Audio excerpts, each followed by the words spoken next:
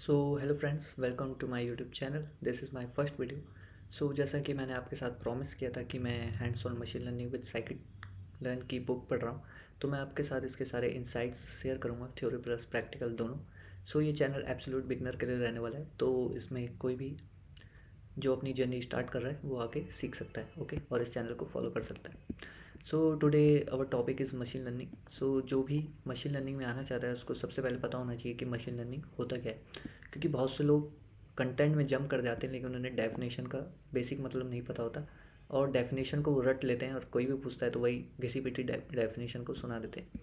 सो आज का हमारा गोल है इस डेफिनेशन को अच्छे से समझना, ओके। सो स्टार्ट करते हैं। So machine learning is a field of study that gives computers the ability to learn without being explicitly program. So इस डेफिनेशन को मैं आपको दो पार्ट में डिवाइड करके समझाने वाला हूँ, ओके। सो इसको आप अच्छे से समझिएगा, ठीक है। मैं एक बहुत ही बेसिक एग्जांपल से समझाने वाला हूँ। सो हम क्या करेंगे, एक प्रॉब्लम पकड़ेंगे और देखेंगे कि ट्रेडिशनल अप्रोच उसको कैसे सॉल्व करती है और मशीन लर्निंग उसको कैसे सॉल्व करती है, ठीक है। सो प्रॉब्लम क्या है गाइस, आपके पास ईमेल है और आपको उसको डिटेक्ट करना है कि ये स्पैम है कि नहीं है, ठीक है। ये एग्जाम्पल आपने पहले भी बहुत बार सुना होगा, ओके। सो फर्स्ट देखते हैं कि ट्रेडिशनल अप्रोच उसको कैसे सॉल्व करती है, ओके। सो मान लीजिए आपके पास कोई ईमेल है, तो आप क्या करेंगे, आप उसके कुछ रूल्स लिखेंगे कि इसमें अगर बार बार पैसों की बात हो रही है या ऑफर्स की बात हो रही है तो ये एक स्पैम होगा। तो आप क्या करेंगे, उसका कुछ रूल्स लिख देंगे, ठीक है। सो ट्रेडिशनल अप्रोच में हम यही करते हैं। सो इसमें प्रॉब्लम क्या है गाइस, क्या आप सोच सकते हैं। तो इसमें सबसे बड़ी प्रॉब्लम ये है कि कल को स्पैमर्स को पता लग गया है कि स्पैम डिटेक्ट हो पा रहे हैं, तो क्या करेंगे, अपना डेटा चेंज कर देंगे। सो जब डेटा चेंज हो जाएगा तो आपका इफ एल्स लॉजिक भी फेल हो जाएगा। तो आपको क्या करना पड़ेगा, आपको फिर से अपनी एप्लीकेशन को डाउन करके उसके रूल्स चेंज करने पड़ेंगे और अपने एप्लीकेशन कोड में चेंज करना पड़ेगा, जो एक बहुत ही टाइम कंज्यूमिंग और कॉस्टली है। आपको अपने सर्वर्स ऑफ करने पड़ेंगे। सो ये एक बहुत ही ख़राब बात है। सो अब देखते हैं कि मशीन लर्निंग इसको कैसे सॉल्व करता है। सो यहाँ पर देखते हैं क्या लिखा है, the system learns patterns from data instead of fix rules. So पढ़ के समझ आ रहा है कि इसमें हम फिक्स रूल्स नहीं लिखते हैं, इसमें मशीन लर्न करती है। लेकिन जब हम लर्न समझते हैं तो हम ऐसा कुछ समझते हैं कि मशीन सीख रही है, लेकिन क्या सीख रही है हमको अभी तक नहीं पता। सो देखते हैं। So system learns patterns from data. So इसमें पैटर्न्स ढूंढे जाते हैं मशीन लर्निंग अप्रोच में। सो मान लीजिए आपके पास बहुत सारा डेटा पड़ा है आज तक के यूज़र्स का, जिसमें यूज़र्स ने स्पैम को ईमेल को स्पैम और नॉट स्पैम मार्क किया हुआ है। तो आप क्या करेंगे, मैं आपको डायग्राम के साथ समझाता हूँ, ओके। सो मान लीजिए ये आपका डेटा है, ओके, ठीक है। तो आप क्या करते हैं, ये पूरा ईमेल का डेटा है आज तक का। तो आप क्या करते हैं, इस डेटा को अपने मॉडल को देते हैं, ओके। सो ये आपका मॉडल है। सो आप क्या करेंगे, ये सारा डेटा अपने मॉडल को दे देंगे। अब मॉडल क्या करेगा, जैसा हमने डेफिनेशन में देखा, ये इससे कुछ पैटर्न सीखेगा, ओके गाइस।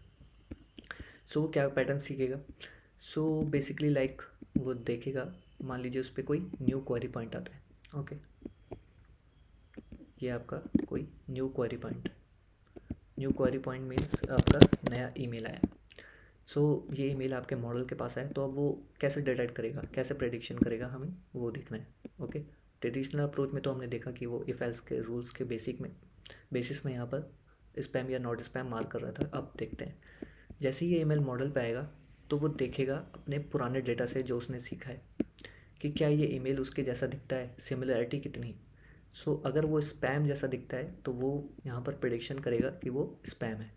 और अगर वो ईमेल प्रेडिक्शन, ओके, और अगर वो ईमेल नॉन सिमिलैरिटी मेज़र कर रहा है, मतलब कि जो डेटा में नॉट ईमेल मार्क किए थे यहाँ पर यूज़र ने, वैसा ही ये ईमेल भी मॉडल को दिख रहा है, तो वो इसको भी यहाँ पर नॉट स्पैम मार्क कर देगा। सो यही यहाँ पर एक बेसिक फ्लो चार्ट होता है। आप मॉडल को अपना डेटा देते हैं, वो डेटा से पैटर्न सीखता है, ठीक है। फिर आप उसको अपना न्यू क्वेरी पॉइंट देते हैं, उसके पास नया ईमेल आता है और वो अपने पुराने डेटा से जो भी उसने सीखा है उसके हिसाब से यहाँ पर प्रेडिक्शन करता है। तो यही मशीन लर्निंग का बेसिक फ्लो होता है। तो इसमें क्या फ़ायदा होगा गाइस, सो इसमें ये फ़ायदा हुआ ट्रेडिशनल अप्रोच में, जो हमारा लॉजिक फेल हो जा रहा था नए डेटा के आने से, वो मशीन लर्निंग में फेल नहीं होगा। कैसे, वो हम देखते हैं। ओके, सो ये मशीन लर्निंग का पहला एडवांटेज है। Updating behaviour usually means retraining the model with new data.